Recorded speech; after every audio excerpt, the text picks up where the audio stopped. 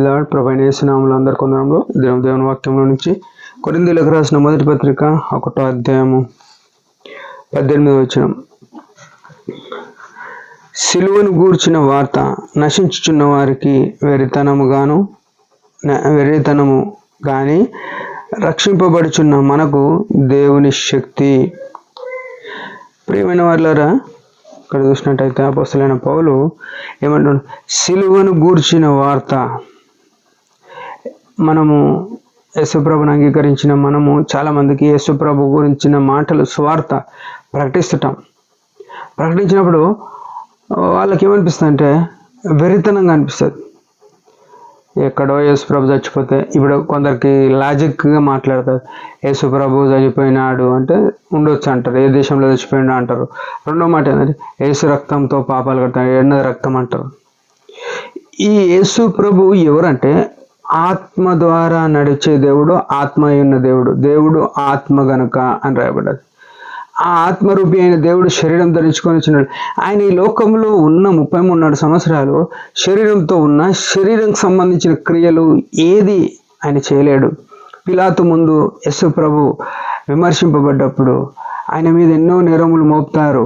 అయితే పిలాతు అంటాడు, మీరు ఇన్ని నేరములు ఈయన మీద మోపుతారు కానీ ఒక్కటైనా నాకు కాని రాలేదు అన్నాడు. యేసు ప్రభుగానే చెప్పినాడు, నాలో పాపం ఉన్నదని మీలో ఎవడు స్థాపించగలను. ఇది ఎంత ఘనమైన స్థితి యేసు ప్రభుది. ఈ లోకంలో పుట్టిన ప్రతి ఒక్కరు కూడా పాపులు. ఏదో ఒక విషయంలో తప్పిపోయేవారు, ఏదో ఒక విషయంలో మాట తప్పేటోళ్ళు, ఇంకేదేదో చేయొచ్చు. కానీ యేసు ప్రభు ఎట్లా అంటే సత్యవంతుడు, నిజమైన దైవం. ఆయన ఏం చేసినాడు? లోకంలో ఉన్న ప్రతి వారిని రక్షించడానికి సిలువకు వెళ్ళినాడు.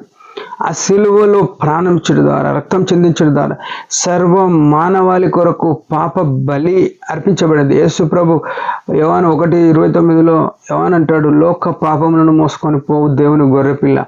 లోక సంబంధమైన ప్రతి పాపమును ఆయన మీద, ప్రతి మనిషి యొక్క పాపము ఆయన మీద కుమ్మరింపబడుతూ వచ్చింది. ఆయన చిత్రవధ అనుభవించి చనిపోయినాడు, సమాధి చేయబడి తిరిగి లేచినాడు 3వ దినం. ఆ సువార్త, ఆ సిలువను గురించిన వార్త ఎవరికి చెప్పినా ఏమనుకుంటారు అంటే నశించేటోళ్ళు అనుకుంటారు, వెరితనంగా ఉంటుంది. వెరితనం అనుకుంటారు, ఎవరు చచ్చిపోయారు ఏంది అనుకుంటారు. కానీ రక్షింపబడుచున్న మనకు దేవుని శక్తి. నువ్వు సిలువ యొక్క కార్యము మన జీవితంలో ఏల్తా ఉంటే ఆ సిలువలో పొందిన విజయము మన జీవితంలో కూడా కొనసాగేదిగా ఉంది. మనము ఈ లోకంలో విశ్వాసముగా కొనసాగుతున్నామంటే కేవలం ఆ సిలువలో యేసుప్రభు చనిపోయి ఆ పునరుత్థాన శక్తి వలన మనం జీవిస్తున్నాం. ఆ విషయం మనం గుర్తుపెట్టుకోవాలి. అయితే మన సొంత తెలివితో కానీ, సొంత శక్తితో కానీ మనం పరిచర్య చేస్తే ఎక్కడ ఫలింపు ఉండదు. దేవుని యొక్క సిలువ, ఆయన యొక్క సిలువ విజయము మన జీవితంలో, మన కుటుంబంలో, సంఘంలో ఉండాలి. చాలామంది బోధలు చేస్తారు కానీ ఆ సిలువ యొక్క శక్తిని ఆశ్రయించని వారు అయినారు. ఆ సిలువ యొక్క పునరుత్థాన శక్తిని వారి జీవితంలో అనుభవించుకోలేరు. అపోస్తలుడైన పౌలు చాలాసార్లు అదే చెప్తాడు, ఆయన పునరుత్థాన శక్తిని ఎరుగు నిమిత్తము అంటాడు.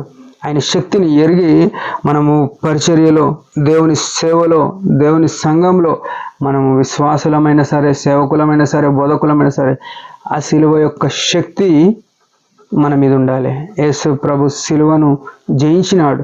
ఆ జయించిన శక్తి యేసు ప్రభుది. ఆ యేసు ప్రభుని మనం కలిగి ఆయన మహిమ కొరకు, ఆయన చిత్తంలో మనం ఈ లోకంలో జీవించేవారమై ఉండాలి. ఈ లోకంలో ఏదడ్డొచ్చినా ఈ సిలువ శక్తి ద్వారా జయించేవారమై ఉన్నాం. ఎందుకంటే యేసు ప్రభు మరణాన్ని జయించినాడు. ఈ ప్రపంచంలో ఏ ఒక్కరూ ఆ మరణాన్ని దాటలేదు. మరణం వరకు పోయినారు. ధనవంతులు, భాగ్యవంతులు, జ్ఞానవంతులు. ఆ మరణం వారిని ముగించేసింది. కానీ యేసు ప్రభు ఒక్కడే ఆ మరణాన్ని చీల్చుకొని వచ్చినాడు. సమాధి తెరవడ, అపొస్తలుల కార్యంలో మరణము ఆయనను బంధించుట అసాధ్యము. ఈ గొప్ప దేవుని మనం కలిగి ఉంటే మనము ఒకనాడు ఈ మరణం దాటుకొని నిత్య జీవంలో ఉండేవారమైన ఈ గొప్ప అనుభవం యేసుక్రీస్తులో మాత్రమే ఉంది. యేసునందు మనం ఆధారపడి జీవిద్దాం. దేవుడి మాట దీవించును గాక. చిన్న ప్రార్థన. పరమ తండ్రి, యేసు ప్రభునామమును బట్టి వందనాలు. ఉదయకాలం ఇచ్చిన ఆయుష్ను బట్టి స్తోత్రం. నీ అందు ఆధారపడి నీ సిలువ శక్తి చేత ఈ లోకంలో కొనసాగుటకు తన తాను ఉపేక్షించుకొని సిలువనెత్తుకున్నాడు అన్నావు. మేము కూడా ఆ సిలువ యాత్రలో ఉండగలటకు సహాయపడమని యేసు నామములో ప్రార్థిస్తున్నాం తండ్రి. ఆమెన్. మీరందరి పరిచర్య గురించి బాగా ప్రార్థన చేయండి. Praise the lord.